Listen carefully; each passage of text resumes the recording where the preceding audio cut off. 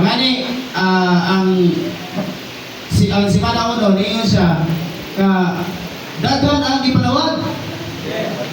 Daghan ang gidapit. Walang dunay pag sa Mateo na nagbigay. Nalapit siya kay dunay pamananon, dunay kasal. Dayon niyon sa dinhi sa adlaw size, niyon din siya nga daghan ang gipanawag apan sugay ra ang mapili. Daghan sasaktahin naluwas na naman sa pinaagi sa pagbutismo o ni tawag o pagdapit sa Diyos kanina to. Salamat nga pagdapit ang tanan. Kita nga naangkaroon naa sa bayoni sa Ginoo mga gipangdapit ang tanan kamahig po gipangdapit ang tanan o gipangluwas na niya mga ison. Nani ningon din siya daghan ang ipanawag apan jutay ra ang napili. Kining word ba nga jutay ra ang napili? Ngano jutay ra man ang napili? Kay nag-hisgot naman siya sa katumanan diha sa Bagong Jerusalem. Kaya ang Bagong Jerusalem mao man ang kinahigpitan o kinasang-ang pagparehan sa tulo sa Diyos. So magabot ang iyang tumong pinaagi ni Bagong Jerusalem ka mo'y mutakbo ka mahimong pagpalayag dayon mo po'y mubuntog sa kaaway.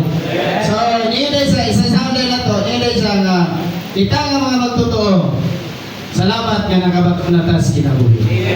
O ngani nanatay pananawon nga ang iglesia mao gyud balikan sa Ginoo.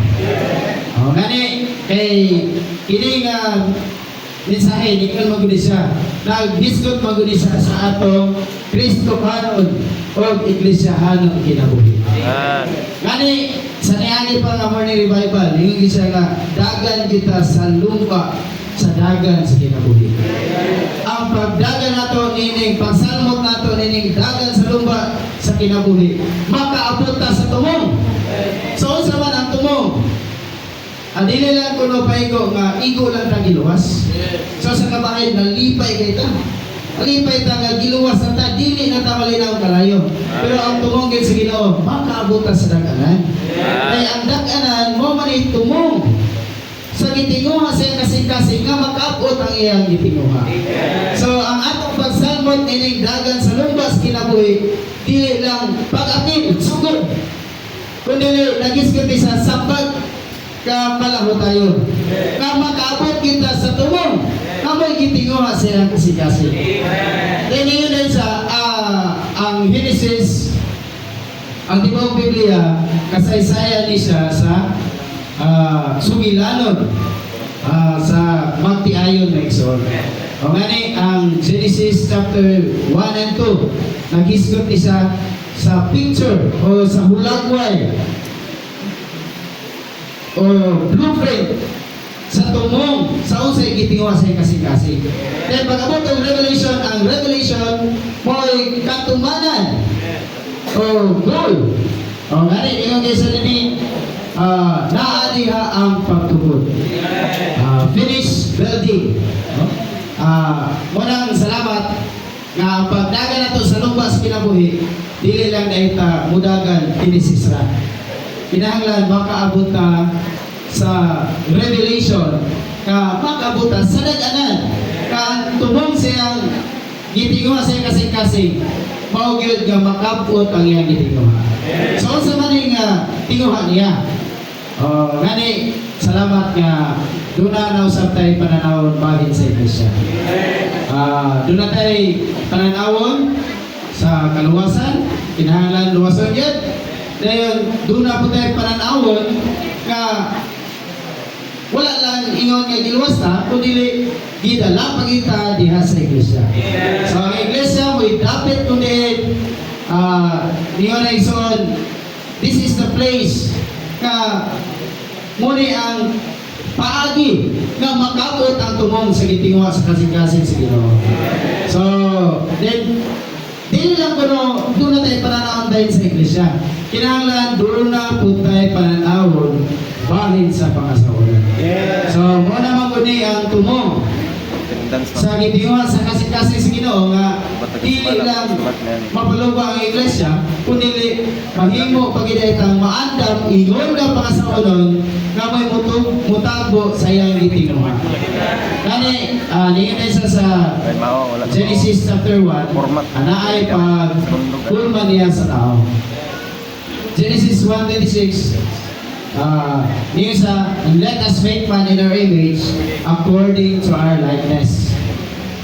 Dayon pag-abot ng chapter 2 diha kang Adam nakita niya nga sa pagbuhat niya sa tao nanay mga mananap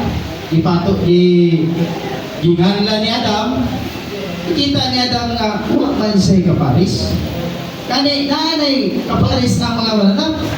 Pero kani sa adlaw 3, adlaw 4, i-isgam niya din sa diha gipatubang niya kabayo. Huwag niya makita nga mahimong kaparis niya. Wala nakita sa Diyos sa chapter 2 verse 18 yun sa nga it is not good for a man to be alone. Dili maayo ang tao nga mag-inusara. Then gikorte niya ang Diyos dili siya gusto nga mag-inusara. Wala nagbuhat sa tao aron sa tuyo nga ang tao mahimo niyang katabang o counterpart.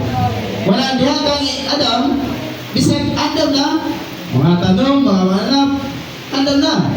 Pero wala makita niya Adam nga naa siya kaparis. Walang nakita sa Diyos nga gipakatulog din niya si Adam.